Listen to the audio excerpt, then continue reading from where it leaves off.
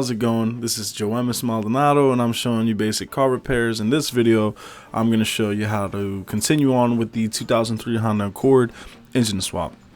My first video, I showed you how to remove the axles. This video, I'm going to show how to take the battery apart, get the intake off, get the radiator out, and all the other little things that need to be out of the way so you can see what's going on. Starting off, I'm using a 10mm socket on my 3/8 ratchet to disconnect the negative cable on the battery first, then the positive, and I'll just pull the battery right out and put it to the side.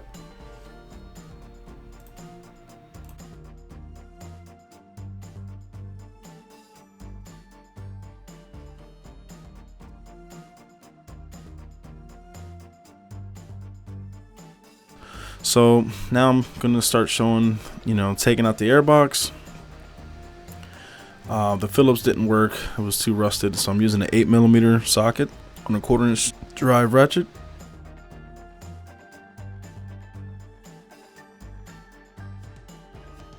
So I'm going to use a 3/8 extension with an 8mm socket in my 3/8 drive ratchet.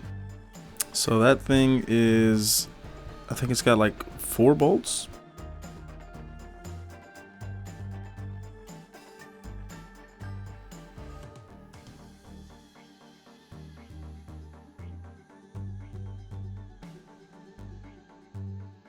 Then you want to try to get the airbox off and pull that rubber hose off as well. It's a little tight. Just be careful not to rip it, especially in the cold. They get a little brittle or they rip easy.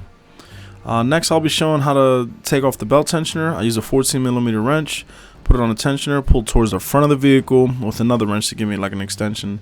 And then the tensioner will release, the tension on the belt, so you can peel the belt off of that power steering pump pulley right up top of the engine.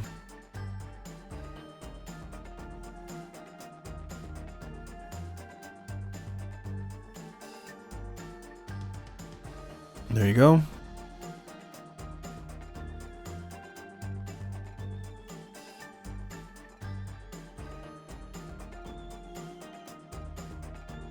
Now I'm going to go under the car and show you how to get these little plastic buttons. You want to peel out the center piece and then pop the rest out, or pull the whole thing out with some pliers. Right here I'm using like a wire cutter. It's just easy to kind of get under that button. These sometimes they break. It's fine. I mean, you can always get them cheap at like any hardware store, but that's just the under, like I would call it like a wind diffuser or a splash guard. You have to move that panel just to be able to get to the trans-cooler lines, because the radiator, I'm taking the radiator out just to give me some more clearance to work with, but the trans-cooler lines, it has 2 lines at the bottom of the radiator, and then you have 2 steel lines that are mounted to the subframe. It's kind of weird how they did that, but whatever. Maybe it's for cooling because they're steel lines, but you got to peel them off of the metal steel lines on the subframe, and then whatever you can off the transmission. Right there you see there's some transmission fluid spilling out. That is at the bottom of the radiator. It's separated from the coolant. It uses the coolant to cool the trans fluid down. Right there, we pull it out and catch it with a pan.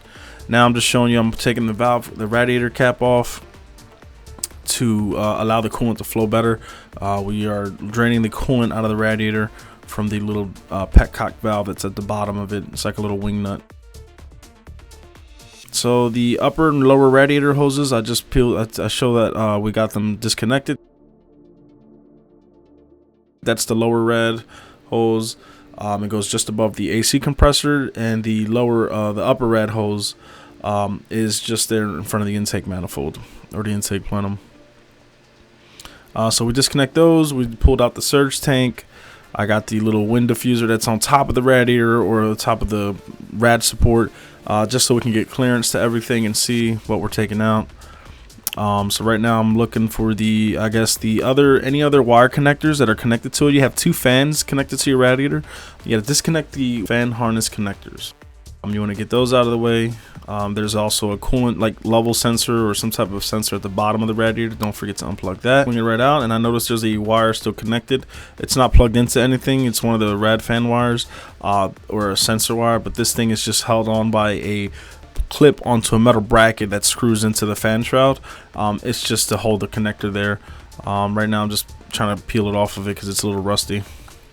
So there we go. I'll show you a better angle. I'm getting that little thing out. So like I said, it was rusted and it was hard to get out. So I used like a flathead screwdriver to pry it apart, and then I'll be able to take the radiator out.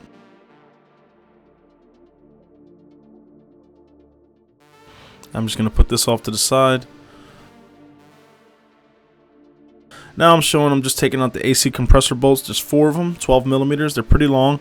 In this case, these are pretty corroded, so they're hard to get out, even though I broke them loose. I'm using my pry bar to push down on the bolt while I unscrew it so the bolt can come out. Stuff like that can also strip threads, so just be careful when you're doing that. Maybe spray some WD-40 or PB Blaster, but right here I just showed that I pulled the bolt right out. So if you got any value out of this video, make sure you like and subscribe. Leave a comment on what you think you would like to see, or any other particular questions regarding this 2003 Honda Accord. I will be posting the next video, part 3, which will be like removing the engine harness and actually getting the engine out of the car using an engine hoist. Stay tuned. Like I said, make sure you like and subscribe.